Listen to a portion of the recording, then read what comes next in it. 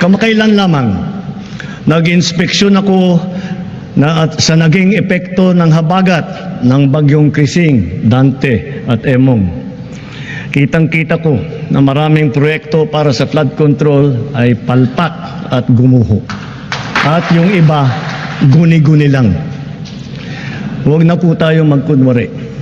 Alam naman ng buong madla na nagkakaraket sa mga proyekto. Mga kickback, mga initiative, errata, SOP, for the boys. Kaya sa mga nakikipagsabwatan upang kunin ang pondo ng bayan at nakawin ang kinabukasan ng ating mga mamamayan, mahiya naman kayo sa inyong kapwa Pilipino. Mahiya naman kayo sa mga kabahayan nating naanod o nalubog sa mga pagbaha. Mahiya naman kayo lalo sa mga anak natin na magmamana sa mga utang na ginawa ninyo nang binulsan nyo lang ang pera. Para hindi na maulit, so that this will not happen again. First, the DPWH will immediately submit to me a list of all flood control projects from every region that were started or completed in the last 3 years.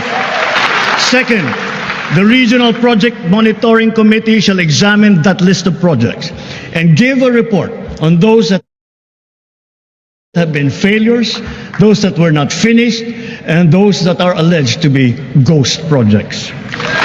And third, we will publish this list. Isa sa publiko natin ang listahang ito.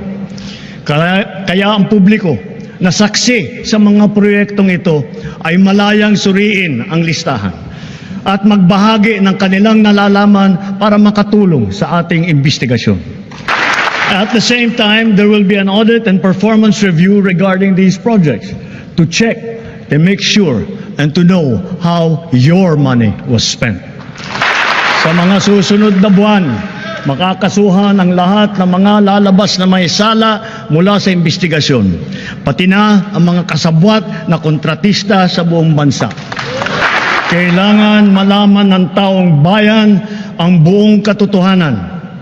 Kailangang may managot sa naging matinding pinsala at katiwalian. Agoy, bakit sabi ikaw yung magnanakaw at kurap sa lipunan?